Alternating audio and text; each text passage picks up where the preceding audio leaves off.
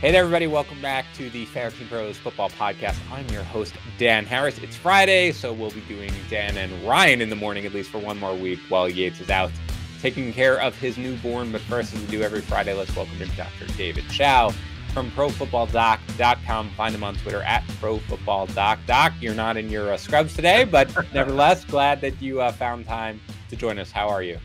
Good. Different day today. A little school assembly monthly. One of my kids getting a little, whatever the award. We got an award going on, Doc? An award over there or what? I mean, yeah, whatever. I mean, he's 9. I mean, I think everyone's ultimately going to get one, but I guess he got one in the second month, so it's special. Never argue with an award for a young person, Doc. I can tell you that. All right, Al, let's get into it. Alvin Kamara, that's the big one here. It sounds like an MCL sprain from what I read. He got injured last week, right? He came back. He finished the game. To my very untrained eye, Doc, he didn't look great in that one. Like, he didn't look like he was moving, laterally all that well, but he hasn't practiced all week. I don't know yet about today on Friday. Do you think he's going to be able to play this weekend? And if so, do you think he can be effective? I absolutely medically believe that he could play at less than 100%. The question always is, will he play based on coaching decision, what have you? So let's break down how his knee injury is potentially different. It happened early in the second half, saw the play, mild MCL. And as you noted, he stayed in the game and did pretty well. His rushes weren't that good, but he did have a long run called back by a holding call. And your eye is actually very good, Dan. I'm not surprised. He looked very athletic because he's Alvin Kamara, but he wasn't fully Alvin Kamara. Straight ahead, he was pretty good. Side to side, he was not so good. And that's consistent with the MCL. And also, if you were running a sweep, to the right is where he got that long gain, because the outside healthy right plant knee to cut it upfield, whereas a sweep to the left, it would be harder. Now, what I expect this week is the Saints absolutely can play him and use him. And first of all, I don't know if he's going to, still early, we don't know if he's going to be practicing or LP this week, but he remains in play because, first of all, MCL is not like, let's say, Dak's calf, which is absent trauma, one false step and it could set him back. MCL, you would need to take a hit on it. So what do I expect the Saints to potentially do? First of all, Kamara, he doesn't need to practice to play. They need offensive weapons with Trevor Siemian, et cetera, and obviously Michael Thomas long-term out, et cetera. They didn't get Odell Beckham. But here's my point. My expectation, now, of course, you'll tell people what to do with it. My medical expectation is he could play. My guess is he'll catch more balls than he carries. Like Ingram might be the primary ball carrier running back, especially up the middle when there's traffic, which puts his MCL at risk. But in space and north-south, Kamara can be very effective. Maybe not himself, but still very effective. So it becomes a coaching decision. And of all people, Sean Payton has shown that he's not afraid for specialty usage, right? I mean, look at Taysom Hill. I think he's, that's what he does with Taysom Hill. Why wouldn't he do it with Alvin Kamara? And they know what he has medically, and the doctors and the trainers there are helping him. So that's kind of what I expect. I'm cautiously optimistic he will play. And but the passing game and the open field is where you might see him more. All right, let's talk about a couple of Cardinals here, Doc. Let's start with Kyler Murray. We took it up till game time. Last week, he ultimately did not play. He hasn't practiced yet this week. We don't know about today. Obviously, Colt McCoy looked pretty good last week, and that might factor into how the Cardinals view this necessarily. But do you expect Murray to go here? And if so, how limited do you think his mobility would be? Well, I believe just before coming on, and we're Friday morning here, there was I saw a Twitter report that he was seen at some part of practice beginning. Correct. Does that mean it's a rehab stint or limited practice? Don't know. Or DNP, we don't know yet. So there's that.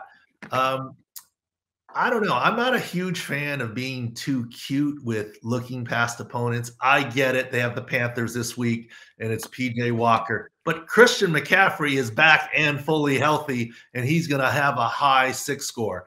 And looking past people is how you perhaps don't do well. And I get the next game is against the Seahawks, and it's a chance for the Cardinals to really get on top and stay on top and put the Seahawks down even further. So I get you can play those games, and I'm not in the room for that. But I still think of the big three for the Cardinals in terms of most likely versus least likely to play is going to be Kyler Murray, DeAndre Hopkins, Chase Edmonds, in that order. And yes, Colt McCoy did well, but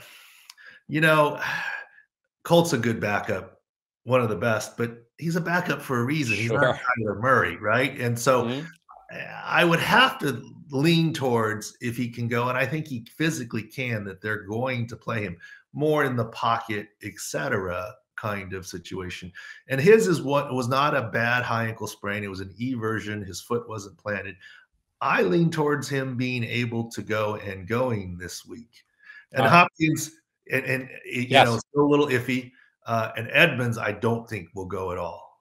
All right. I think that's right about Edmonds. I think sounds like it might be a multi-week thing here, but Hopkins, so you're still very iffy on him being able to go. If he does play, Doc, I mean, I imagine his 6 score is going to be pretty low, right?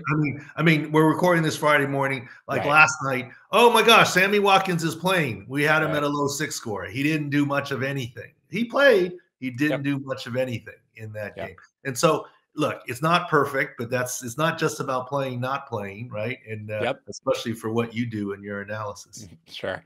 All right, Doc, this one I'm stumped by. Chris Godwin. I mean, it's a foot injury. They're off a bye, and he has not practiced.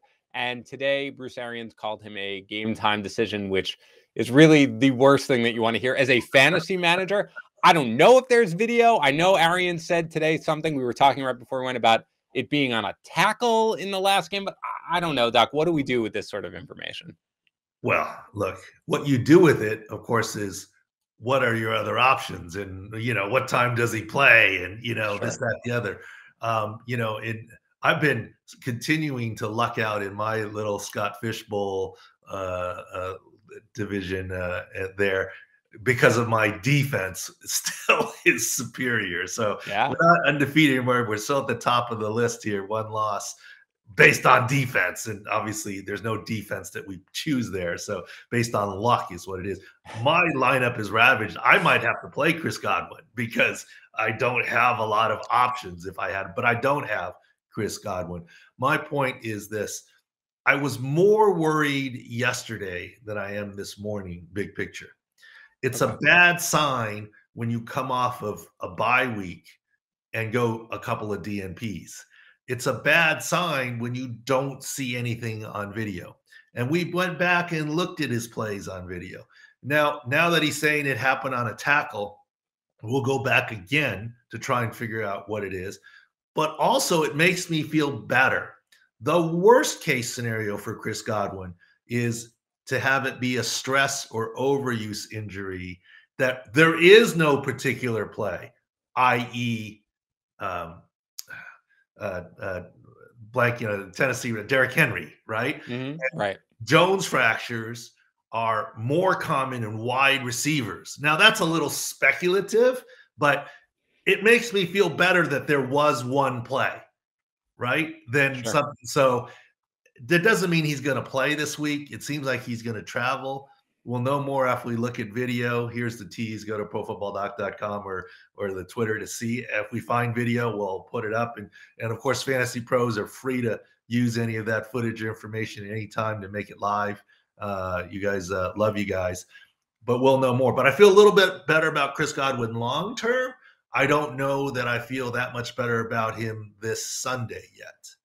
All right. How about James Robinson? There is optimism now that he is going to be able to play this weekend. As Urban Meyer said earlier in the week, he said it again today. He's had the heel injury. He's questionable, but with a good chance to play here against the Colts. Now, it's a tough matchup, so that's for me to determine whether or not where we should rank him and everything like that. But just from a health standpoint, you think he's going to be good to go here?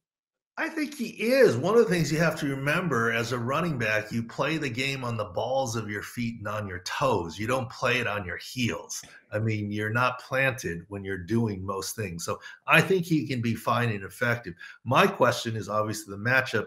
and the utilization. To me, just as a casual fan, I don't know that James Robinson has been always at the top of Urban Meyer's list in terms of usage and other things. So Sure. I don't, right? And so, that may factor into things. And that may be why he could have played last week and didn't. And now this week is going to. He wanted him a little bit healthier, but that's for you to decipher. But medically, I think he's fine. All right, last one here, Doc. Russell Wilson, he returns here after a lengthy absence with that finger injury. So look, he's been gone for a while. Obviously, maybe there's going to be some rust there, but just now that he's back, he's ready to go. Is that you think that finger injury is going to limit him in any way, or physically speaking, he's basically 100%? Well, Dan, this is why I love coming on with you and getting the analysis and trying to give the information. The rest of the world has forgotten about Russell Wilson. How times turn. Early in the week, a week ago, it was like, no way, right? And we were already talking week 10's a target, week 10's a target, week 10's a target since week 5. And everyone else was saying 6-8 weeks. We said, no, 5 weeks, week 10's a target here. And he's good to go against Green Bay.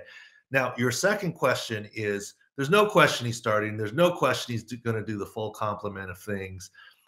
My only worry here for Russell Wilson is, does he have to change his grip a little bit? Is he going to wear a glove? Is he going to do something? It's very hard to buddy tape the finger. I think it's going to work. And look, I love the superlatives of, I've never seen anything like this from his doctor and Russell. It's like, he may be superhuman, but he's human, right? And for all the people who are saying whatever, like, we did the video the day after surgery when they announced what it was, saying this is the target. And look, he works hard, and take nothing against him, but I chuckle at that stuff. But here's the thing. One of the things Russell Wilson is known for is what? Being very accurate on the deep ball.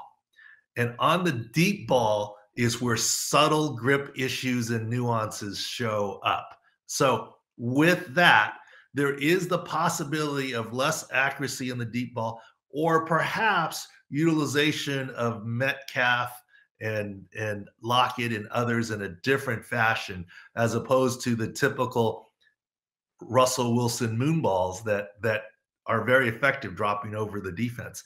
That would be my main worry for Russell Wilson. Doc, as always, invaluable information. Thank you so much for popping on. Congratulations to your little one for a well-earned award, whatever it was. I appreciate it. I'll talk to you again next week, okay? Thank you. He's Dr. David Chow. You can find him over at ProFootballDoc on Twitter and at ProFootballDoc.com. All right, now we're going to bring in Ryan for Dan and Ryan in the Morning. Hello, everybody, and welcome into my segment of another episode of the Fantasy Pros Football Podcast. My name is Ryan Warmley. I do social media here at Fantasy Pros, and joining me for today's episode is the man mostly responsible for even allowing me on the air here. It's Fantasy Pros Editor-in-Chief, Dan Harris. Dan, I hope your extremely, extremely busy week is wrapping up nicely. It is, actually. Fridays are my favorite day. I enjoy this podcast. It's very fun just to run through every single game. I like talking to Dr. David Chow, and then I like going to bed at like 8:30, which is the one day that I go to bed early during the week. So yeah, I'm good to go here for Friday. I'm ready. Do you still enjoy this podcast when you're on it with me as opposed to Yates? I actually do. It's weird being in the analyst chair. Actually, it's bizarre a little bit, just because I feel like, why are you questioning me so much? Why do you have such a problem with what I want to say? But it is a little easier, I'll be honest, than preparing for the show. As you know, it takes several hours to do the job appropriately. So yes, I still enjoyed even doing it with you, though I am glad that Yates will be back next week. Well, I am fully prepared to give you the hard-hitting interview questions that everybody has come to know and love. I have no doubt this will be another awesome Friday episode, so let's get right to it. Quickly first, you can find Dan on Twitter at DanHarris80. You can find me at Ryan Warmley, and you can find Fantasy Pros at Fantasy Pros. You can also find us at youtube.com/fantasypros, where we are currently giving away a free signed Chris Godwin jersey this month. He's one of Tom Brady's favorite targets. He's a Super Bowl champion. All you have to do to enter to win is subscribe to our YouTube channel, take a screenshot, and submit it at fantasypros.com/contest. And while you're there is so much more for you to find on our YouTube page, including analysis from our fantasy experts, fun topics and episodes, and how-to videos for how to take advantage of all of our awesome tools as you head into the home stretch of the fantasy season. And best of all, you can click the bell to get notifications for all of these videos so you never miss one as soon as they're posted, including our live streams with real-time advice each and every Sunday morning. Dan, I will be honest, I have no idea how you and I did in the over-under challenge last week, but however we did, let's try to be even better this week. The over-under challenge can be found at fantasypros.com/challenge, and it's completely free to play thanks to our friends at Caesars. In fact, in addition to weekly prizes, Caesars is offering a 2-night stay at a Caesars Las Vegas resort to the grand prize winner. Again, just head to fantasypros.com/challenge to play along. Let's pull up these first numbers here. We're going to start with Dak Prescott at home against the Falcons, over under 22.8 fantasy points this week.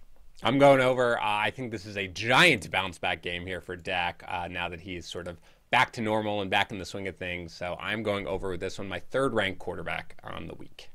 I'm going over as well. I mean, the Falcons are a pretty cushy matchup here, and I sort of agree with you. I don't expect Dak to have back-to-back bad weeks, so I think he'll be pretty great here. Patrick Mahomes on the road against the Raiders.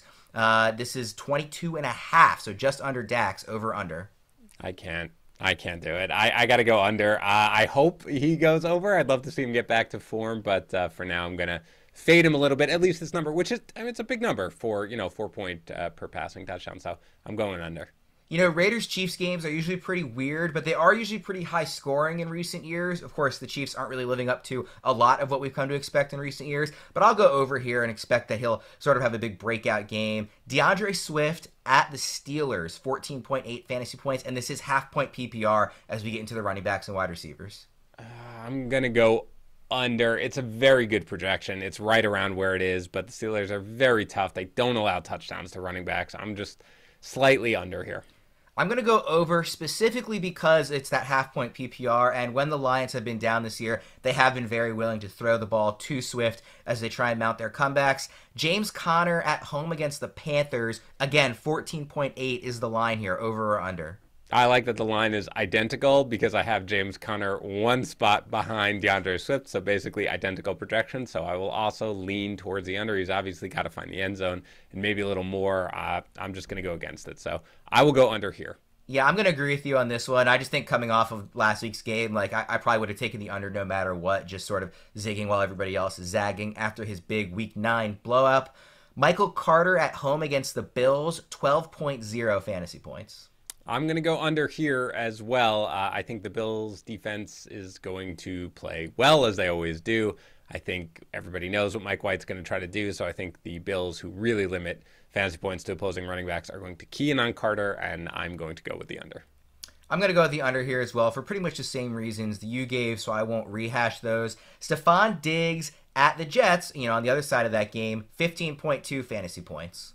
Surprisingly been disappointing for a lot of the year. I'm going over here. I think they bounce back. I think they make a little bit of a statement against a weak Jets secondary. So give me the over here on Diggs points.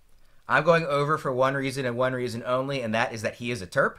So we'll move on to the next one, which is Michael Pittman Jr. at home against the Jaguars, 14.4 half-point PPR. I'm going under, but just because I don't think that they're going to necessarily need the passing volume here to destroy the Jaguars. So I think it's going to be more around the 5-6 target range that Pittman's been getting. Still a fine game, but 14.5 basically is a big number, so I'm going under. I wonder how the Jags defense is going to play coming off their really spectacular performance against Josh Allen and the Bills. Are they going to sort of carry the momentum over from that, or is that going to appear to be, a second half outlier? I'm going to go Pittman over because I think that while the Colts will get to a point where they can just run out the clock against the Jags, I think Pittman will be the one to help them get to that point early in the game. 3 more here. Hunter Renfrow at home against the Chiefs. That's 11.7 is the line. Yeah, it's a good line. Again, I'm going to go over with this one slightly. I just think that the volume that he's going to get, again, Deshaun Jackson being there may take away a little bit of the increased target, that he had been seeing, but they're probably going to need points, I assume, I hope, anyway, in this one. And so I'm going to go slightly over here with Renfrow. Yeah, Deshaun Jackson and Hunter Renfrow's skill sets don't really line up at this point in their careers, really at any point in either of their careers. There hasn't been a ton of overlap in terms of the role that they have in their respective offenses, so I'm going to go over as well. I don't think that Jackson's going to hurt him too much. DeVonta Smith on the road against the Broncos, 10.9, coming off a really nice performance in Week 9. Yeah, I'm going to go under. I think he needs to find the end zone for this. I don't want to bet on it here with Jalen Hurts and DeVonta Smith. So, again, fine game, borderline wide receiver 2, probably more like high end wide receiver 3, but I'm going to lean under here. Yeah, and again, sort of like the Jags, I really wonder how this Broncos defense is going to follow up their incredible performance against a high-powered offense in Week 9 when they shut down the Cowboys. Last here is the tight end rookie extraordinaire Kyle Pitts on the road against those Cowboys, 10.8 fantasy points.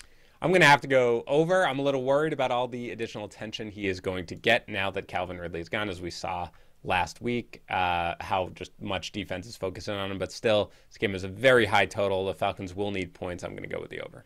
Yeah, I'm sort of fading Matt Ryan, not for any particular reason other than I've sort of convinced myself that he's basically washed at this point, and yet in the last couple of weeks he's actually played pretty nicely. So it's really just more of a narrative gut feel. Like, I don't feel like that's going to continue for Ryan the rest of the season, especially without Ridley on the field. So just sort of a general fading the offense as a whole. I'll take the under on there. Dan, let's move on to our Thursday Night Football recap, and that'll do it for our Thursday Night Football recap. Nothing to see here whatsoever. Oh, boy. Are you okay after that? I mean, that was rough for me to watch as somebody who's not invested at all in the Ravens. Must have been pretty terrible for you, my friend. Yeah, it was brutal. To be fair, last week we came on the show Friday morning and had to talk about the Jets getting blown out on Thursday night. So I suppose it's only fair that we now have to do the same for the Ravens. Yeah, I mean, it's tough. I really feel, and this is sort of the fantasy takeaway for me, is that they were just gassed coming into this game. I mean, this is an offense for the Ravens that ran 98 plays on Sunday, just 4 days earlier. They had to travel on the extra short week. They played almost a full 70 minutes in that overtime game against the Vikings, and those 98 offensive plays that they ran were largely like very high intensity plays where they were trying to mount a crazy comeback or playing in overtime. That's draining on you both physically and mentally. So I'm not taking too much away from this game in terms of the larger level. Like, are we concerned about the Ravens offense? No, not for me. Lamar Jackson, 26 of 43, 238 yards, 1 touchdown, 1 interception, just 9 for 39 on the ground. I mean, are you with me that we're like not moving him down after this or anything, right? No, this is a terrible game. I mean, unless this is hey, play some cover 0 and, Jackson can't beat you. I highly doubt that. I think he's totally fine. But, yeah, whether it was the fact that they had so many offensive plays and then the short turnaround, or whether it was the fact that maybe the Dolphins defense that we didn't expect to be so terrible coming into the year is gelling a little bit. I mean, Xavier Howard played so well. So, yeah, I will not be moving Jackson down in my rest of season ranking. Yeah, and Brian Flores is somebody that, like, we all still, I think, sort of agree is one of the better young defensive minds in football. So even if you have some questions about the roster, there definitely is a path to them being a pretty good defense, I would imagine. Rashod Bateman is one Raven that I do think you can take some positive signs away from. 6 catches for 80 yards. He hasn't had that huge explosion breakout game yet, but he is very, very apparently the guy that Lamar Jackson trusts almost as much as Mark Andrews and Hollywood Brown whenever he needs a big play. So I don't know necessarily that his stock is up for me after this game. He certainly had the big game, 8 targets, 6 catches, 80 yards, but so much of that was late when they were just desperately trying to come back. I mean, Devin Duvernay was sort of, factoring in a little bit more just in terms of the snaps and the routes run earlier on. It was a little bit more of a rotation. But that being said, when he comes through with this game where everybody, not everybody, but people were worried about Sammy Watkins, who obviously did not have a great game in this one, and to see him come away in the end with a good line is encouraging. But for me, because of the fact that there was so much rotation early on in the game, he basically stays where he is for me, which is a high-end flex play that I'll probably roll out there almost each and every week. Yeah, Sammy Watkins had a terrible game. He really should have caught that deep pass early on in the back of the end zone. I don't know if he lost it in the lights somehow or thought he was going to run into the goalpost or what. Then he of course had the fumble that led to the defensive touchdown for the Dolphins. So really bad performance by him coming back. Devin Duvernay ran twice as many routes as Sammy Watkins did last night. For reference, the last Raven I'll touch on briefly is just Hollywood Brown. I know that you were very reticent to move him up in your rankings, and you finally did this week. And, of course, he has just 6 catches for 37 yards, but he got 13 targets, so this is still clearly the number 1 guy in Lamar's eyes. Yeah, they just couldn't do anything, man. Like, they didn't know how to solve the cover 0. That's really what it was. I mean, Jackson was under pressure all the time. They kept doing these trying to get these short passes going. I mean, even Hollywood Brown didn't play that great, but yeah, he got 13 targets, dude, in a day where he's just very clearly the number one option. So as much as, it feels like, great, I finally bought in and moved him way up in my rest of season rankings, and then he disappoints, I think this was more of a one-off. I am not at all discouraged by him. Really not much to talk about on the Dolphins' offensive side. This was very much a defensive struggle, as we've mentioned. Regardless of which quarterback was in the game, Mike Gesicki could not catch anything. 7 targets, 0 catches. You're not going to see that too often, especially with their best pass catcher. Do you have a preference between Tua and Jacoby Brissett in terms of who you want to see for the offense? I would guess it's Tua for you. Yeah, it's Tua, and somebody has to explain to me you are not healthy enough to start, you're healthy enough to be the backup, and then Jacoby Brissett apparently is okay to come back in the game, but we're just going to stick with Tua, who looks fine in the game. Yeah, I really think that Tua is a boon for this offense just in terms of what we see with Jacoby Brissett. He's willing to push the ball a little bit more downfield. You saw it with the one big catch that Waddle had in this game. So, yeah, it's good to see Tua back. I think it's beneficial for pretty much everybody on this offense. I'll wrap up this recap of the game by pointing out that our graphics guy, Ethan, who does a fantastic job, he sends out on Instagram and for me on Twitter a Thursday night stud after every primetime game. We do a Thursday night, we do a Monday night, and he did not send me one last night, not because he didn't feel like doing his job or because he was, out for the day. He literally sent me a message and said, I'm not going to do a Thursday night stud because nobody deserves it. And I think that's pretty telling of how this game went, and I think it's pretty accurate as well. So let's get into our actual fun games, hopefully, that we're going to have here in Week 10. And we're going to start with one that looks like it could be one of the most fun of the entire week, and that's the Falcons at the Cowboys. Is this, we sort of talked about it in our over-under segment, is this a smash spot for the Cowboys? Yeah, I mean, it's almost always start everyone, and I don't think anybody's really all that worried about it given last week. I don't think anybody's benching anybody. I mean, I think the only difference for me is I think I'm more convinced right now that Tony Pollard is, at this stage, at least at this moment, more of just the high-end insurance policy guy rather than a guy who you can perhaps start as a weekly flex. So I'll sit him. I'll sit Gallup in the first start back, but everybody else I will start with vigor. Yeah, you actually are the highest of the Fantasy Pros experts on Pollard. You're tied for the highest alongside with Yates, but you still have him down at 31 and half-point PPR, so that's not something that you're overly excited about. With the Falcons, I mean, I sort of pointed out that I'm kind of fading them. Obviously, that wouldn't apply to Cordero Patterson, and, while I took the under on the over-under, you're still starting Kyle Pitts, obviously. I'll ask you the same question that I asked last week. Russell Gage, Tajay Sharp, and Olamide Zaccheaus, these are obviously 3 names that you don't really know who's going to be the guy week in and week out. Who is your preference this week? Yeah, I don't love any of them, of course, and I do feel that there is as good a chance that any one of them will go off as any other one. But if I am starting one, it is Gage, who I think I probably would start in this one as a flex. I just think that, the Cowboys allow plenty of points to wide receivers. Obviously, Diggs may shadow, but you don't have this sort of shadow guy in this one where Diggs is just going to get on. And if it is, it might be Pitts for all we know. So I think that Gage is the guy who's most appealing. He's probably the most consistent in terms of targets. And remember, coming into the year, everybody was a little excited about him when Julio Jones left. So I do think that now that he's healthy, he's a guy who you can, to quote Yates, get away with. But I'm not running out of my way to start any of them. So you're not generally worried about the lack of Calvin Ridley capping the ceiling on this team, right? I mean, are you still buying in on Matt Ryan as, if in a pinch, if you have a guy on bye week or whatever, he's still a startable fantasy QB?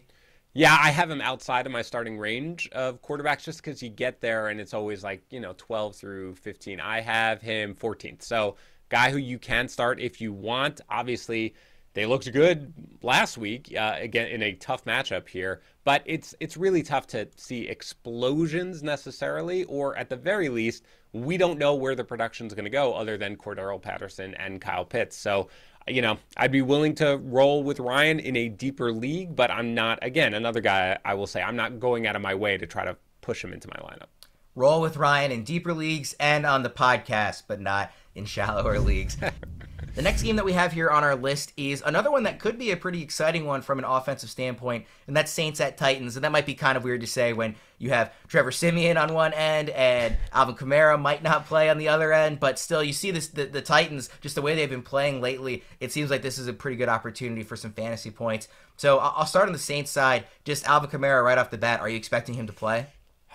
I don't know. I really don't. I mean, today is going to be critical. As you guys know, we're recording this early in the morning. The fact that they were working out other running backs earlier this week makes me a little nervous. I think right now I'm expecting him to go until I hear otherwise, but you may know, otherwise. Either way, I'm ranking him 7th, which is pretty much of a fade of Alvin Kamara in terms of what I would normally do, just because I don't expect him to get quite the workload that he otherwise would if he suits up. But I mean, hopefully we'll know today before fantasy managers have to go into Sunday and set their lineups. Yeah, you, Yates, and Joe have him either 6th or 7th. Pat is not ranking him at all. So his ECR ranking is amongst the Fantasy Pros experts is down to 24, but that's because just he doesn't have him. And obviously he will have him probably in that same range if Kamara does end up playing. Is Ingram an absolute, like you're not even thinking about it, must start if Kamara's out? Absolutely. Yeah, he's got to be at worst an RB2. What's fine, I mean, we saw him factor into the passing game in this most recent game. So he obviously can do that if necessary. But either way, I mean, if Kamara's out and you're the RB1 for the Saints, a team that runs the ball as more than any other team in the NFL, you definitely start Ingram without question. Are you willing to start him if Kamara does play, just in the thoughts that, well, Kamara might not get as much work as he usually does, and like you said, the Saints are going to want to run regardless of who's back there? So I'm not running to do it. I think you can get away with it as a flex necessarily. Right now I have him ranked with the understanding that Kamara should be in there and maybe would be slightly limited, but not much. As RB33, it's just, he's going to max out probably at, what did he have last week? 14 touches. Maybe he could get there. If I knew that, that's fine. But the Titans defense has been playing really, really well of late. So again, you can do it if you want. I personally am ranking him outside, which I consider the top 30 running backs in my rankings to be quote-unquote starts. I would rank him outside of the starters range. Yeah, the Titans have played really well as of late. I think they've done better against the pass than they have against the run. So I wouldn't be scared away from their defense playing well recently. And I would, like you said, I wouldn't hesitate to start Ingram, obviously, if Kamara's out. And even if he's starting, I think if you're in a deeper league and need a flex, he's a totally reasonable play. Even when, both have been healthy in past years. Obviously, Ingram isn't what he once was. The Saints have been willing to split time between the two of them. So I certainly wouldn't be afraid of him, even if Kamara is playing, if you're in a spot that you need him. Are you interested in starting any other Saint in this game? No. The Titans do give up, the most fantasy points to wide receivers, for example. But, we just don't know where it's going necessarily. So if you've got Callaway or Smith or Deontay Harris, it's just, I'd rather not do the guesswork. I'll keep them all on my bench. Speaking of guesswork, Adrian Peterson, Jeremy McNichols, Dante Foreman. How are you making sense of this three-headed, I don't want to say monster, but group of running backs? We could say monster. First of all, it's not a matchup that you want to go near no matter what. So, because it's the Saints and they generally limit points to opposing running backs, I don't want to start any of them. I'm hoping that one of them emerges. The guy I have ranked highest is actually McNichols. I know he didn't do anything last week, but I do think that at least the volume in the passing game will be a little bit more. I expect Peterson and Foreman to struggle to get anything going on the ground. So Peterson is 37th for me. Foreman's a little lower, and McNichols is 32. Still outside of the starting range, but I think he'll at least get some dump-offs here. We've got a rare true consensus for Ryan Tannehill's ranking, 15, 15, 15, and 15 among the four Fantasy Pros experts. Did you see anything out of him in his first game without Derrick Henry? Obviously, that was kind of a weird game because they're up big so early, but did you see anything to give you confidence that he can still be a starting fantasy quarterback without Henry to take some attention off the defense? Or are you maybe even higher on him going forward, thinking that, they're typically, again, that game aside where it was kind of different because they were surprisingly up by so much, where he's going to have a higher volume of passing? I think it's a little hard to draw too many conclusions just from that one game, which was surprising. But I think basically my opinion is the same that it was when Henry first got injured, which is basically all evens out in that defenses will probably respect the run a little less and focus on the pass, which is worse. But the volume will probably increase, and net that out, it's basically even. So for me, Tannehill remains basically where he is, which is a guy who you can start, certainly, and he didn't hurt you against the Rams, but probably more, again, in the 12 to 15 range every single week. One game that I think most people are thinking will be somewhat lopsided this week is the Jaguars at the Colts. Let's start with the Jags because there's not really much fantasy, goodness here. James Robinson, assuming he's back and playing after sitting out last week, he's obviously somebody you're going to start. Or is that necessarily not true because the Colts' run defense is so that they actually are a monster? Yeah, the Colts run defense is really, really good. Second fewest fantasy points to opposing running backs. They're great in DVOA. But James Robinson is a guy who, when he is healthy and when he is starting, you start at running back. I mean, we're debating, Mark Ingram and, Jeremy McNichols and Adrian Peterson. You start James Robinson. But I admit that he is lower than he ordinarily would. He had worked his way into being a borderline RB1 most weeks for me. He is RB19 right now for me. So a guy who I'm starting for sure, but definitely lowering my expectations in a very, very difficult matchup.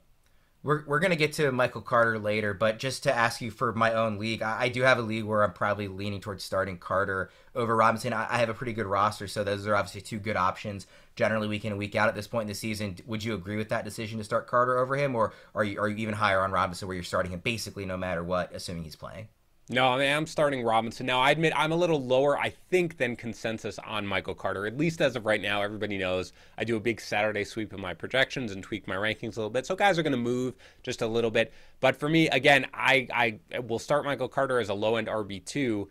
But I do think with that matchup against the Bills, they're just going to key in on him pretty heavily here. And again, it's James Robinson, man. I mean, he has done nothing to really let you down in any game that he has started and finished as a healthy running back. So I personally have Robinson a couple spots ahead, but I did lead you astray last week with my terrible call of Tyrod Taylor over an injured Mike White. So my bet on that. Yeah, somehow you got that wrong, even though Mike White only played like a quarter. Yeah, that's true. I mean, it's not my best call, so sorry about that one.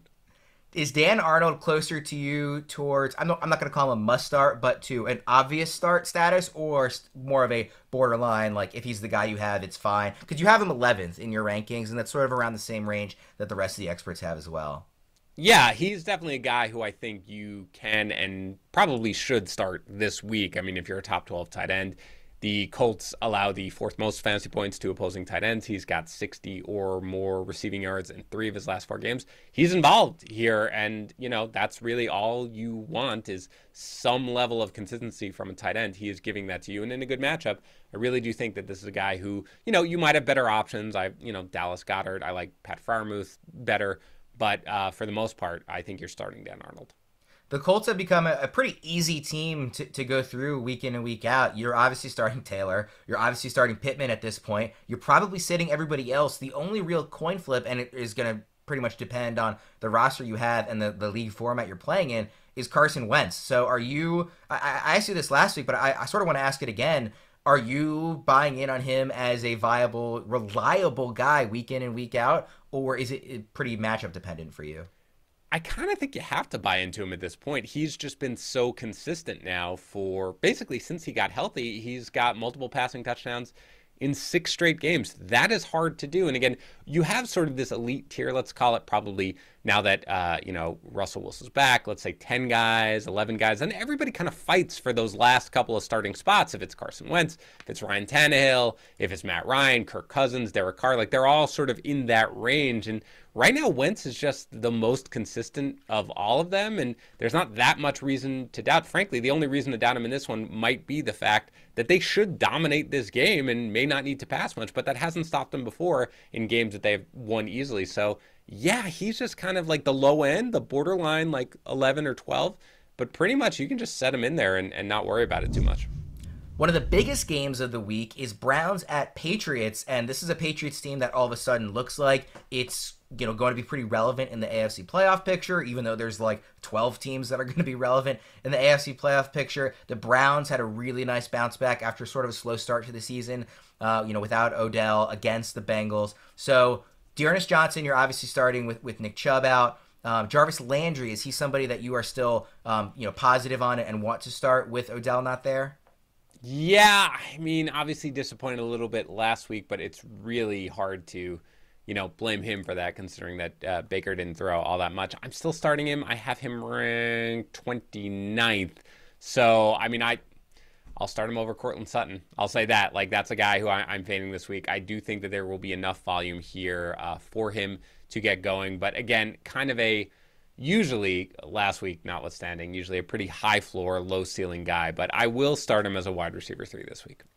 Are any of the other Browns, sticking out to you as somebody that not just this week, but going forward with Odell now in Los Angeles, officially not in Cleveland anymore? Donovan Peoples-Jones, Rashard Higgins, one of the 2 tight ends. Do you think anybody can take a step up and become a week in and week out fantasy option, or is this offense just going to continue to spread the ball around too much? I think it's possible that Donovan Peoples-Jones will emerge into that option. He's obviously had a couple of good games here in a row, but he's 42nd for me, right? So look, we need starts, we need sits, we need a dividing line. He falls below the start line for me, which is roughly wide receiver 40. But I think you can necessarily start him if you absolutely have to. I mean, the Patriots are very, very good against wide receivers. They have a very strong defense overall. So I try to avoid it in this one, but I do think that there is a plausible path that Donovan Peoples-Jones becomes a guy who you can start each and every week. He's just not there yet for me. You've got the Patriots running backs basically listed as you're starting Damon Harris if he plays, and if not, you're starting Ramondre Stevenson, and if both are out, then you'll start Brandon Bolden. Is there any scenario in which you're starting 2 of those guys in a particular league, or is it just going to be whoever is the clear lead guy based on injuries, that's the only one you're interested in? I'm probably only interested in whoever emerges between Harris and Ramondre Stevenson. And again, if they're both out, then Bolden. But if one of those guys is out, I can't see starting more than one running back. I mean, the Browns are very good against opposing running backs. I did see something that said Stevenson is supposed to practice today. I haven't seen anything on Harris, but if Stevenson goes, he's probably even more enticing to me than Harris otherwise would be, just because Stevenson does have some of the passing game chops, surprisingly, that Harris kind of lacks. So I'm in an ideal world for fantasy, if you rostered every single Patriots running back, I'd actually be hoping that Harris was out and Stevenson was in, because I think he actually has the highest upside. Jakobi Meyers touchdown watch continues. I'll give you another chance. Is this the week that he finally reaches pay dirt? Yes. Ready? Wow. Here it is. Jakobi Meyers finds the end zone this week. I have no reason to say that that's going to be the case, other than if you call it every week, sometime at some point in the next 6 years, you'll be correct. I have him ranked 37th. He is not a guy I am trying to start if I can avoid, because the floor hasn't even totally been there right now. But again, I do think this is a game where the Browns are very tough to run against, and I think that, there'll be enough pass volume here for Meyers to, again, be a borderline wide receiver 3. And since I've now called that he will score a touchdown, you should probably just put him in your lineups and play him in DFS and get every piece that you possibly can. Just give me a second here while I write down the time code so I can go ahead and flip this for social for whenever he inevitably either... I am guaranteeing a Jakobi Meyers touchdown this week, week 10 of the 2021 NFL season. We already have Joe Stradamus for Joey P. Now we could have Nostra Harris, maybe, if you actually get this one right. You actually do have Meyers higher than the other guys at Fantasy Pros. He's 51st, 42nd, 48th, and 37th for you. So you are the high guy on him this week. You're sitting everybody else for New England. Let's move to the Bills at the Jets. Now, you obviously might be a little bit biased here when I ask you this, but the Bills coming off a very surprising loss to one of the worst teams in the AFC. Could we see it again, or are they going to bounce back and just absolutely roast the Jets? I assume they're going to roast the Jets. I will now say, after watching last night and after watching the Bills lose to the Jaguars, that nothing is for sure in terms of football. And maybe there's a little bit of a formula right now out with the Bills, and maybe Mike White is incredible, but no, I really do expect the Bills to come out here and have a big showing offensively against a really, really weak Jets defense. So I'm basically starting everyone. Of course, Josh Allen, of course, Stephon Diggs, Emmanuel Sanders, Cole Beasley, Dawson Knox if he plays, all the receivers. I'm just throwing him in my lineup. Do you expect Knox to play? I haven't seen any updates as of the time we've been recording. Yeah, it's nothing today, but he was back at practice, so I think he should be ready to go. This sort of goes in line with the timeline that we were expecting to see. And obviously his presence does take away a little bit of the ceiling for a guy like Beasley and a guy like Sanders. Again, we don't really know necessarily what's going on. Beasley is somebody who in the beginning of the season, because he was so inconsistent, I was kind of disregarding. But I do think that it looks like defenses are playing the Bills a little bit more like they play the Chiefs right now, which is to try to take away the giant explosive play. That leads to a lot of targets for Beasley, and that probably would lead to even more targets for somebody like Dawson Knox if he plays. So I do think you can go with all of them, and I do think that as of last I heard, Knox is on track to play in this one. Yeah, and Josh Allen, less from a fantasy perspective and more from just an NFL perspective, has regressed a bit. It's hard to tell if it's this sort of new wave of defenses laying off, like you're saying, and choosing not to blitz him as much in the same way they're defending the Chiefs, or if it's just, hey, he took such a leap in accuracy from 2019 to 2020 that he was always going to come back down to earth a little from 2020 to 2021. But he's, again, he's playing well enough, obviously, that you're certainly not considering sitting him or anything. He's clear top 5 fantasy quarterback basically every game he ever plays for the next decade. Devin Singletary is somebody that you have 20th. You are the high man on him right now.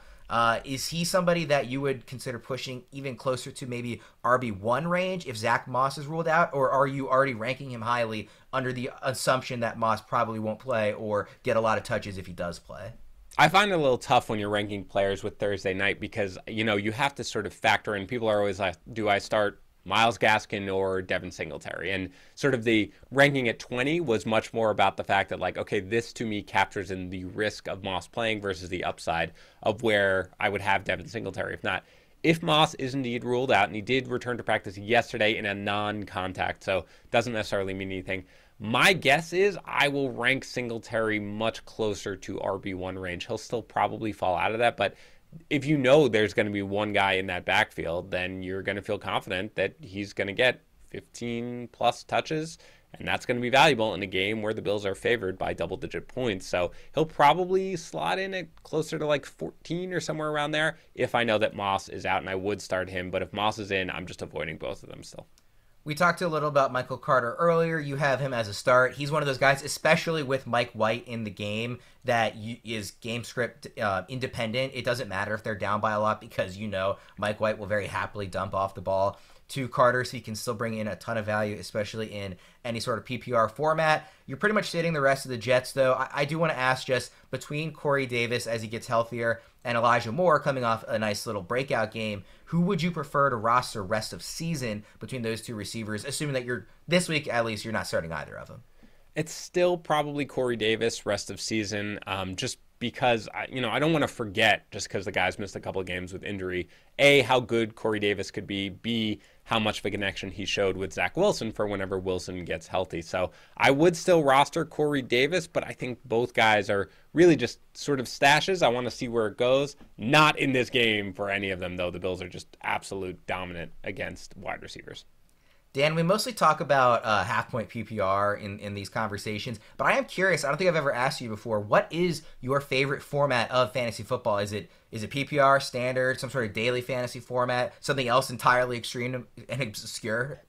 Well, in terms of scoring settings, I'm very boring. I do much prefer half PPR. I think PPR just gives guys can have these terrible, terrible games, and they get 14 dump offs or something for like 3 yards, and it's like, look at you had an amazing PPR game. So I think it rewards that too much, and standard is just boring at this point. So I like half PPR. I do have a format that I play in, generally speaking, in a fantasy football league that would probably take roughly 3 minutes to explain. So I think it's probably best left for another podcast.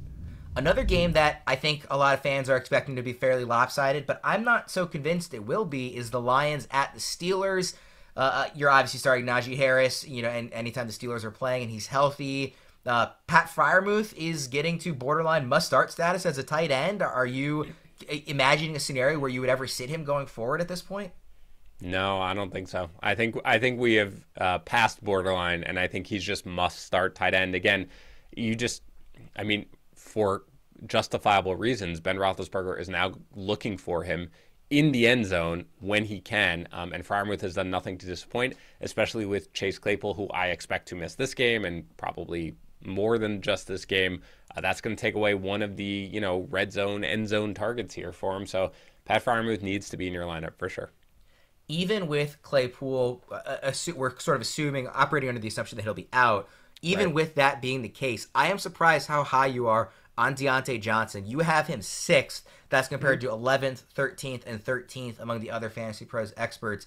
To me, I'm just not, at this point in his career, I cannot convince myself to trust a wide receiver that Ben Roethlisberger is throwing to. I know he's had a couple of plays here and there this year, but I've just seen too many bad plays to expect him to be able to really do much of anything. And the Lions, while they are bad, they are a team that wants to play hard and play physically under Dan Campbell. And I could just see him getting knocked around a bit. And I'm just frankly not trusting Diontae Johnson. Not that you're not going to start him, but as a top 6 receiver in fantasy, I'm not going that far. Yeah, I'm all over Diontae Johnson in this game.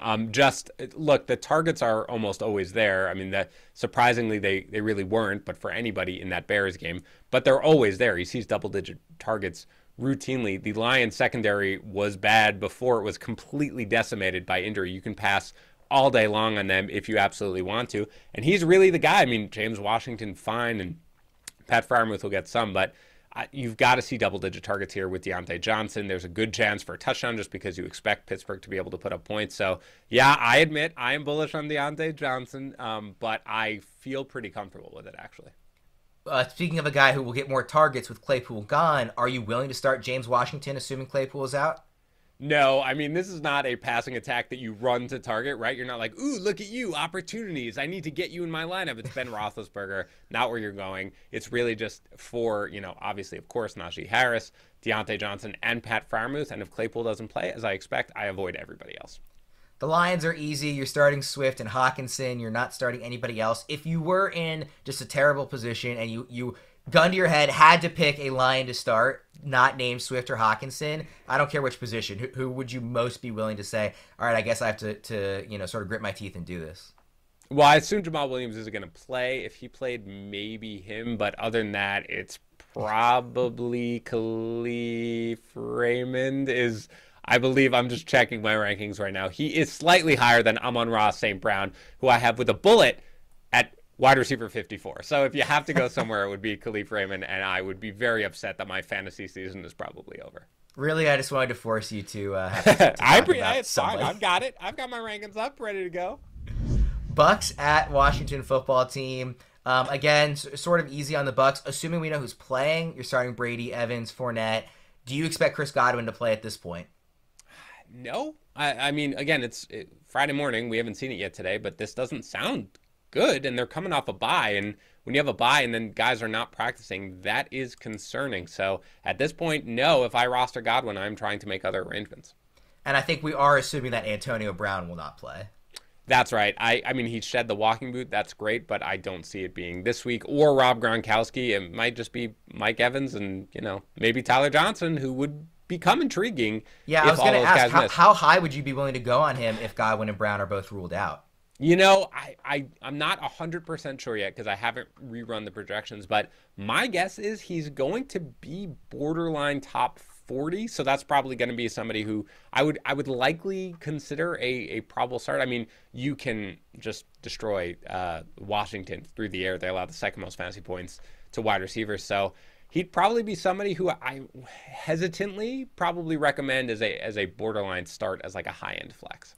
I actually think that's too low. I think if you're telling me right now that Godwin and Brown are both not playing, I mean, I know that Brady has a good rapport with Mike Evans, but who else is he going to throw to? And you're right, the Washington defense can be attacked through the air, particularly. It's where they're at their worst. And Tyler Johnson is a really talented receiver out of Minnesota, I think it was. So I think he has the talent pedigree. He's been in the system long enough that he's not going to be sort of like thrown to the fire. And he would be the clear number 2 receiver, I would think.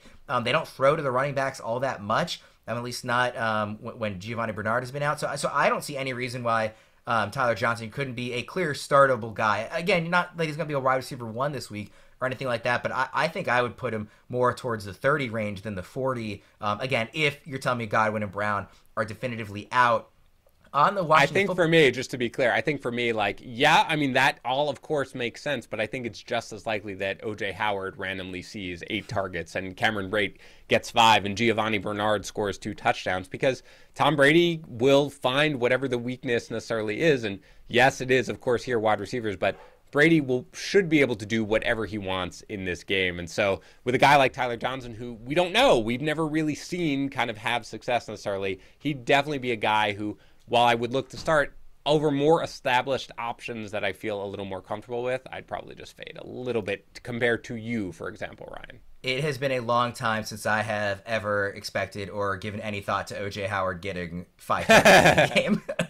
Yeah, well, get ready because it's probably coming for like 11 targets, 10 catches, 140 yards, and 2 touchdowns.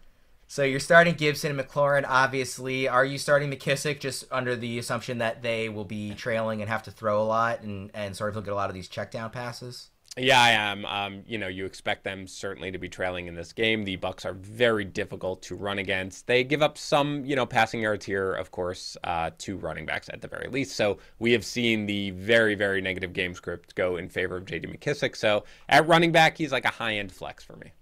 You currently don't have Logan Thomas ranked in your half PPR rankings. Is that because you're thinking he's not going to play or because you don't want to start him in his first game back coming off the injury?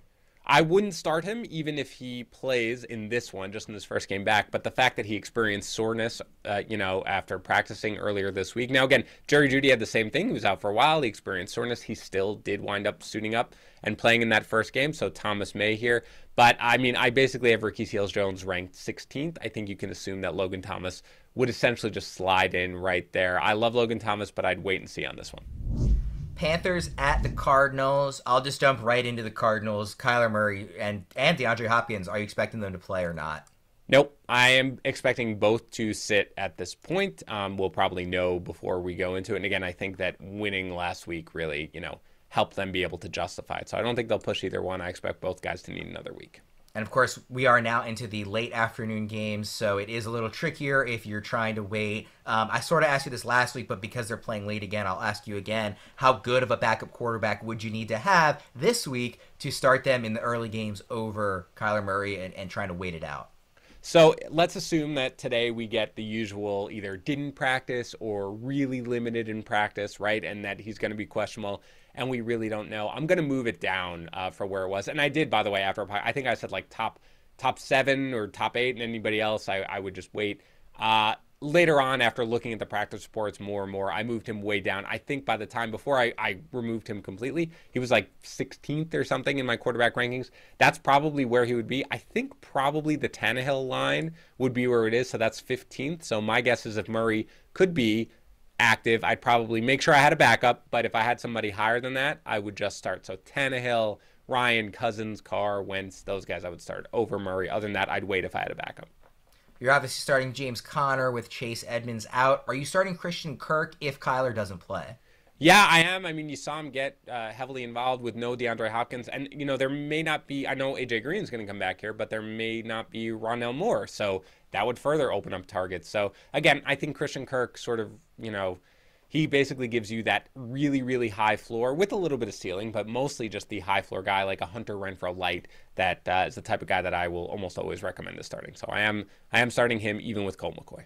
You are starting DJ Moore this week. How much consideration did you give to not starting him now that PJ Walker is going to be the one throwing him passes this week? I think there's sort of this line of demarcation that you have to sort of have. The one that I always struggled with was Jalen Waddle versus DJ Moore. I basically make that wrong choice in my own league, and I wound up ranking Jalen Waddle at 22 and DJ Moore at 23. And Waddle got, I believe, 8.1 half PPR points. And I feel okay about starting him, right? Like, I feel like, okay, that was probably the right decision to start Jalen Waddle. That is basically where my expectations lie with DJ Moore right now. It's just, I don't know what we're going to see with PJ Walker, but I do think that there's so much volume, and there still should be, that like you kind of have to start the guys like a borderline wide receiver too. We obviously, we're not going to see Cam Newton this week, and we want to focus on week 10, but you're pretty much not starting any other Panther other than Christian McCaffrey. So just quickly looking ahead, once Cam Newton is sort of established as back and being the starting quarterback in Carolina, how much are you bumping up all the other guys on the team, whether it's DJ Moore back into being a lot more confident about him, or getting a Robbie Anderson or maybe even a Terrace Marshall more involved and considering even playing them again? Basically not at all. For me, Cam Newton, I have not seen anything from Cam Newton over the last season and a half or whatever to make me think that he is a plus in the passing game, even over Sam Darnold and what we saw. So, it would basically make me still probably rank DJ Moore, generally speaking, as I have been, which is moving him down to sort of that high-end wide receiver too, just because of the volume. Christian McCaffrey, we have seen him succeed with Cam Newton before, so you're still obviously ranking him as a top running back. But no, this is not something where I'm like, ooh, now I want to roster Robbie Anderson. Robbie Anderson is done for fantasy purposes for me anyway until he shows otherwise. Another late afternoon game here. Vikings at Chargers. Again, the Vikings continue to be pretty easy. You're starting Cook, Jefferson, and Thielen. With everything going on with Cook, obviously, I should say, like, yep. Be keeping an eye on that to make sure that he is actually going to be playing. And obviously, if he's not playing, you're starting Alexander Mattison without hesitation, especially against this Chargers rush defense that is abysmal. They simply don't care about it. Yep. Kirk Cousins, the Chargers do have a better pass defense than they do a rush defense.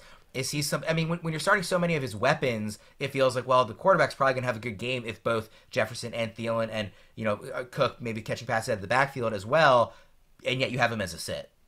Yeah, again, he is 13th, right? So that's like outside the top 12. I expect him to be fine. They're all in that same range. Look, you can start a player's wide receivers and not start the quarterback pretty regularly and still have the receivers do well and not the quarterback. And Cousins just really hasn't been that good from a fantasy standpoint. He's very inconsistent. The Chargers are very good against quarterbacks, 5th fewest fantasy points allowed. So again, he does check in at 13 for me because I expect the volume to be there. They'll need points, but with how bad they are against running backs, I would just probably expect the majority of the touchdowns to go to one of the running backs. So falls technically outside the starting range for me at 13th. You can start him certainly, and I would not yell at you. How many more bad Mike Williams games are you going to need before you move him out of your top 20? I think one. I think if this one is not the game for Mike Williams, I am going to be seriously concerned. Obviously, 3 straight games with exactly 5 targets, exactly 2 catches, and it hasn't been good. This has to be the game against the Vikings where the, cornerback, I mean, with Patrick Peterson's on IR and Breeland's banged up, I think he's going to play, but even if he plays, it's not that big a deal. Cam Dantzler's not good. Like, this is the game, man. All right? If he does not come through in this game, then I will significantly move him down both rest of season and on a weekly basis. But for now, I am still starting him with borderline confidence as my wide receiver 20. Eckler, Allen, Herbert, all obvious starts. Do you have any interest in any of the non-obvious guys? I mean, the Vikings defense has struggled for pretty much the entire season. Both against the run and against the pass. Like you said, they're banged up right now. Yeah. You have it listed here as a lot of sits, but I mean, to me, I'm looking at a defense that's not very good. I feel like the Chargers are due for a big explosion game. I feel like they haven't had that in a while, and I could easily see, I mean, I don't know who it will be, Jared right. Cook, Donald Parham, but I could see one of those guys having a very nice, surprising, top 10 finish at their position kind of a day that sort of throws everybody for a loop, but I guess the trouble is picking which one. Yeah, and again, they could have just a monstrous day, and it will all be concentrated between Eckler, Keenan Allen, and Mike Williams, right? And so all of them could. But yeah, it's possible that one of them is going to have a big day. I do expect them to put up a ton of points here, but there's no way I would feel okay with starting anybody else. Eagles at Broncos. The Broncos, again, we talked about it earlier, coming off just an utterly dominant performance against a team that many thought was one of the favorites in the NFC, one of the best offenses in football. And I think we still think that, but did that say more to you about the Cowboys just sort of laying an egg, or are the Broncos defense, even sans Von Miller, a defense that other teams need to fear? I'm not really sure, Ryan, if I'm being honest. I think that it was probably a lot of rust coming off sort of, remember, Dak basically, I mean, he hadn't played really in 3 weeks considering the bye, and then he missed a week. So I think they were just a little rusty. But I do think that the defense, which has, is a good defense, but had been sort of decimated by injury, even without Von Miller, it's certainly not a defense that you pick on necessarily. But let's just say I didn't move them into this is a defense who you have to avoid at any cost, If you had just 3 players on your bench and 1 spot to fill, and those 3 players were Kenneth Gainwell, Jordan Howard, and Boston Scott, who are you starting? I have to start one of these guys this week, or I just have to have long-term? No, you have those 3 guys are your only options. They're your only players that you can move into the starting spot. Which one are you moving? Yeah, it's Jordan Howard, and it's not close for me. Howard, Howard has looked good, to be as fair as possible to him, and he's getting the work, and he's getting the goal line work. So, I mean, I have him low. I have him at RB36. That is the highest of all the running backs here for the Eagles, not a spot I want to attack. I'm with you there. Just for no other reason than it seems like when they're near the goal line, he's the guy that's at least going to get that early work and the opportunities there. I mean, if you were in a pinch and had to start Gainwell and Boston Scott, like sure you might spin the roulette wheel and get lucky, but I think Howard's the guy too. On the Broncos side, you mentioned that you were sort of fading Courtland Sutton a bit this week. Is that more about them just having so many options in the passing game again, or do you think we're going to see another very run heavy attack, or was that really just more of the game script in the Cowboys game? I think there are several things. Number one, I'm worried about Sutton and his target share with everybody back and Judy. And Tim Patrick did miss some practice time earlier this week, so I'm assuming he's going to go. But I am worried about that. I think the Eagles are a pretty good pass defense. They don't allow a lot of big plays. They've allowed the fourth fewest fantasy points to opposing wide receivers. And most of all, I think he's going to get Darius Slay, who's going to cover him right now. And Slay has been really, really good in coverage. So, it's just something where I'm trying to avoid him if I can. It may not be what we wanted to see with Melvin Gordon not getting traded, but do you consider both him and Javonte Williams weekly starts still at this point, rest of the season, knowing that neither of them is going anywhere? I think what I said last week is you can always check my running back rankings between 23 and 26, and that's where you'll find both of them. I lied because Melvin Gordon is technically 22 this week, but yeah, they're always going to be low-end RB2s, and look, they're producing for fantasy, so got to feel okay about it. You're slowly creeping them up the rankings, just one rung by one rung. Seahawks True. at Packers. Just right off the bat, are you? I mean, it sort of appears like Aaron Rodgers is going to play. The timeline would be that he can return on Saturday. So, I'm assuming that you are ranking everybody as if Rodgers is on the field.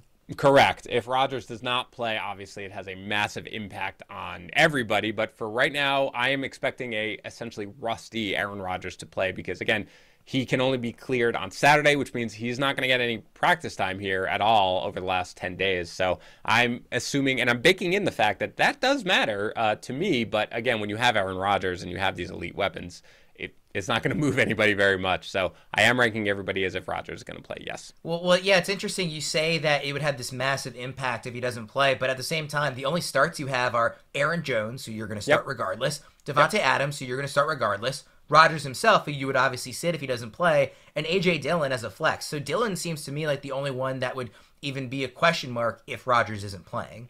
No, Dillon would definitely play. He might even be more enticing if Aaron Rodgers doesn't play, just because I think that they would try to get him as involved as they did sort of last week. I think a big thing with, Jones versus Dillon, and it's tough because Dillon has looked great, is that Jones is just so much better in pass protection and a better receiver. So I think that becomes even more important necessarily when you have Aaron Rodgers who wants that. I think if you had Jordan Love in there, he'd just be like, okay, let me get the ball to people who can do something with it, and that includes Dillon and Jones. But either way, it would be pretty close. Adams would still be a start even with Jordan Love, but I'm ranking as my number 2 wide receiver. He'd be much lower than that. Still a guy who you would start. So that's really more of the difference in that, I don't think it would change actually the start-sit recommendations. It would just change how strongly those recommendations are made. Yeah, I mean, Dillon, for as good as he has looked, eye test wise, his finish at the position, just in terms of running backs, not overall flex rankings, he's only been top 20 once, and he was 19th that week. So it's not like he's had that big. You're really not even not a big game, but not even this is a really valuable contributor type of game quite just yet, but he does look really good, like I said, to the eye test. So I definitely understand where you're coming from there. With Russell Wilson returning, are you back on board all the Seahawks, Metcalf, Lockett, Chris Carson if he plays? I have to assume that you are. Yeah, I am. I mean, I have Wilson 10th right now, which had he not just missed several weeks and, I had more confidence in seeing what he looks like after such a long layoff, I'd probably rank him a little higher, but he's still a start for me. Of course, DK Metcalf, Tyler Lockett still, and yeah, whichever running back comes out of here. Chris Carson, if he does play, I'm not expecting him necessarily to play, but if he doesn't, then I would start Alex Collins as a flex. The Sunday night game, Chiefs at Raiders. This is always a matchup that something silly happens. It's usually the Raiders playing a much closer game against the Chiefs than we expect. This year it could be the reverse, where the Chiefs play a much closer game against Vegas than we expect. But either way, it should be a fun one with a lot of fireworks in prime time, which would be a really nice change of pace after what happened last night. On the Raiders, I mean, just going up against such an easy defense, that the Chiefs have. Even though they have played better in the last month, I will give them credit. Yeah. It still is not one of the better defenses in football, and it's a divisional opponent that knows them well, and it's an offense that has been playing particularly well, even despite all the tumultuous, off-field storylines. So having said all that, I assume you're pretty much starting most Raiders. I want to ask you specifically on Kenyan Drake. Is he somebody that you've seen enough out of in recent weeks that even though he might still be second fiddle behind Josh Jacobs, that you're still happy to start him as a flex at least? Yeah, I mean, I won't say happy to start him as a flex, but I do think that you can probably start him as a flex. I think the Raiders understand that, Drake is a talented running back, and when he gets the ball in his hands, especially in the passing game, he can do things. So I do think, especially I understand that they've added Deshaun Jackson, but Deshaun Jackson's not Henry Ruggs at this stage of his career, and so I think that they're looking for further options that they can develop into this passing game. Jacobs is always a little banged up, so I have Drake ranked 29th. I would probably throw him out there as a flex, but happy is not the word I would use to describe when I click that submit button. Willing to is very good. I would better. be willing to start him as a flex. Like I said, the Raiders are actually fairly easy because of the matchup. You're probably starting most of them. Are you still sitting? You have him listed here as a sit. Bryan Edwards, I know Deshaun Jackson is there now, but obviously he's still working his way into the offense. He's not the player he once was. So are you just expecting that the targets won't be there for Edwards, who has had a couple of decent games this season? Yeah, a couple of decent games this season, not last week when you really want him. And again, I think the Raiders just, even off a bye, a cross-country trip, early, it just sometimes that messes with West Coast teams. So I do expect to bounce back here. But again, there just hasn't been enough from Edwards for me to feel confident, even against a team like the Chiefs. You correctly said they have been playing better lately, but they have obviously been giving up a lot of points to wide receivers on the season. Again, better lately. So he's in the 50s, low 50s for me, not a guy who I'm trying to start. Is CEH going to play this week?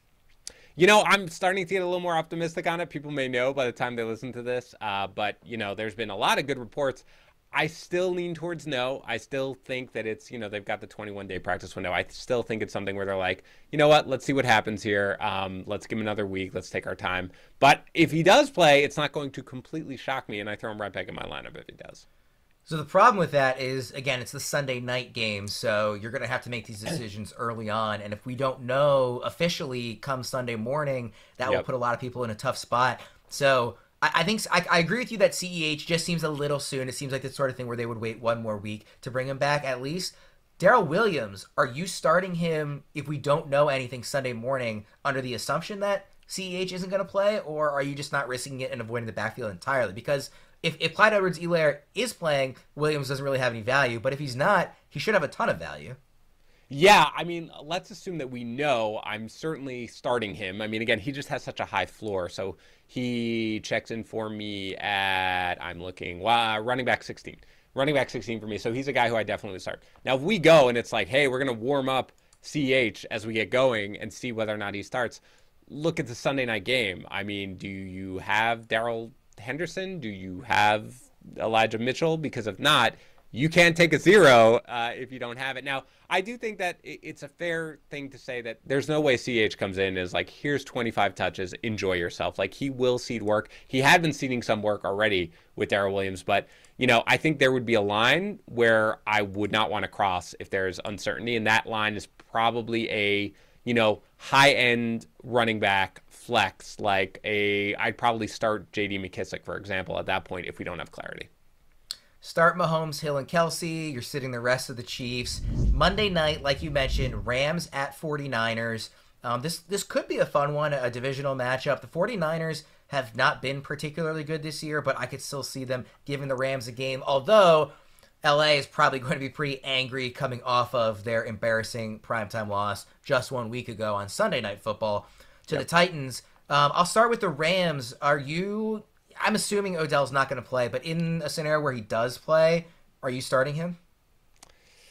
Probably not. I just can't imagine that he would get he would have enough sort of knowledge of the playbook to be able to be out there for more than a few plays. So if he starts, no, I will rank him not as a starter, but it will hurt Van Jefferson's ranking if he does start.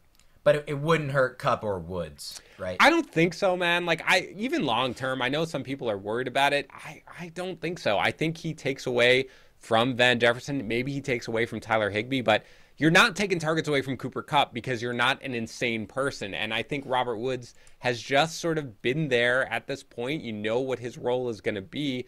There's no reason to take into that. I mean, I think Odell Beckham Jr. did not come to this team saying, I'm going to be the alpha male. Of course not. He wants to go to the playoffs. So again, there's, 6-7 targets a game for Van Jefferson. There's 5-6 targets a game for Tyler Higbee. I think it cuts into those rather than the main two guys. Yeah, Higbee is somebody that I kind of can't figure out. I was really high on him before the season, especially with the tight end position, what it is. And I was really excited to get him on a few of my leagues this year. And I thought he had a real, top 5 tight end sort of potential breakout in him. And that just very clearly hasn't been the case. And he's one of those guys that I can't bring myself to admit that I was wrong on before the season. I'll give Yates full credit. He was so in on Jonnu Smith, led a lot of people astray with that one. But he has admitted it and said, you know what, I was wrong, cut the cord, we're not believers in Jonnu anymore, at least in this Patriots offense. I haven't been able to do that with Higbee. Not that I have led as many people astray as Yates did with this one, but he's just somebody that I cannot bring myself to give up on. What am I missing here? Why am I still thinking that he has this in him? I think the reason that you were thinking that is because of the fact that really 2 reasons. Number one, he does get the targets. I mean, he just had 10 targets against Tennessee. So for the most part, he gets the occasional, 2-3 target game. For the most part, he's pretty reliable for roughly 5 targets a game. That's good for a tight end. The second thing for me is that I think he's had 3, maybe 4 almost touchdowns. Where, right? You score a touchdown, you're like, boom, knew it. Here it comes. Here's the breakout game, called back by a penalty. So you see it happening. For me, I was also high on Higbee. I have a lot of shares of him. It's been disappointing. He's a guy now who, now basically checks in for me at tight end 15 as opposed to tight end 11 or 12. When you have a guy for me, Pat Freiermuth, Dan Arnold, I'm starting those guys over Tyler Higbee at this point. I'm not really that worried about it. Yeah, not only the almost touchdowns, but he is getting the looks. A lot of his targets are coming in, the red zone. He's getting end zone looks, so it's hard to see him not actually converting any of those. On the 49ers side, obviously Elijah Mitchell at this point in the season is a clear must start. Deebo Samuel, George Kittle, now that he's back on the field. Is Brandon Ayuk somebody that you think could end up becoming a clear must-start guy again, like a lot of people assumed he would be before the season? Or is last week sort of a flash in the pan? No, I think it's trending that way. I'm starting him in this one. I'm 35th, so that's a low-end wide receiver 3. I just think that, given the fact that over the last 2 weeks, he basically is playing all the snaps and running all the routes, and he's getting the targets, and he is pretty much producing. It's never really been about Ayuk's talent because we saw that on the field that he has it. It's really been about how much this coaching staff wants to buy into him. And I do think that it's going to be tough to see all of Deebo Samuel and George Kittle and Brandon Ayuk produce in every game just because there's probably not going to be enough volume. But they'll need points in this game, I'm sure, against the Rams. So he's a guy who I think will have enough volume here to make him a viable wide receiver 3, and I am starting him. Dan, I gave you a full week to prepare for today's question, so I'm not going to give you any more time this morning. Okay. The floor is yours. Please give me your top 3 community episodes of all time. Okay, I admit that I had to look up the titles for them because I'm not great with titles. That's fair. Their titles are you don't necessarily already know expressions of romanticism because they're all class titles you have at a college, and so it's kind of hard. So I will give you that's totally reasonable. Okay, very good, very good. I will also say again that as much as I like Community, as you know, for the title of this show, I admit that I probably haven't watched it since it was off the air, so that's quite some time at this point. But I do remember what my 3 favorite episodes. Number 3, we'll count backwards, was Contemporary American Poultry, where they had the whole sort of monopoly on the chicken fingers and everything like that. The Goodfellas episode. Yeah, the Goodfellas episode, which is, again, you go Goodfellas, I am in completely, absolutely. Number 2 is Advanced Dungeons and Dragons. I'd actually never played Dungeons and Dragons, which is surprising, I know, because that seems like my MO. But I really enjoyed that episode just as a general matter, both watching it, sort of some of the character development, and the fact that I'm very anti-bullying, which I feel like was sort of the overall message of that one. The number 1 episode to me, and it is number 1 by a country mile, is Modern Warfare. The one that I did know the title to before I had to go look it up. I remember watching that episode. And I watched it with my wife, who doesn't get many of the pop culture references in that show, and she did not particularly like that episode. And I felt like we needed just to sleep in separate bedrooms for like a week after that. That is not just my favorite episode of Community. To me, that is one of my favorite episodes of television of all time, just the way they did it with everything. So those are my top 3. I was a little more prepared this time. You might call it number 1 with a bullet, a paint bullet of sorts. Boom. Community is very important to me personally. I wouldn't call it the greatest sitcom of all time, but it is probably my favorite. I have rewatched it plenty of times since it has gone off the air. So I spent a lot of time thinking about these picks, and honestly, the first like run through, I had a list that was like 30, 35 long. So clearly, I have narrowed it down since then. I will very quickly give you some honorable mentions. Season 3 finale, the first Chang dynasty, where they have to save the dean from Chang, who went crazy, I thought was incredible. All the paintball and like the floor is lava type episodes with the big games across the school. Advanced Dungeons and Dragons is one of my honorable mentions. Yes. The fake clip show episode, Paradigms of Human Memory, is on there. Remedial Chaos Theory, which is like probably their most famous episode with all the 6 different timelines. I love the Christmas episodes, especially the claymation one. Conspiracy Theories episode with Professorson was one of my favorites as well. But my top 3 were actually fairly easy for me to pick once I had narrowed it down. I also have Modern Warfare at number 1. I'll just spoil that right away because it's so clear. And I wanted to pick something else, but I wouldn't be being true to myself if I didn't pick that. It's an incredible, incredible 30 minutes of television. Yes.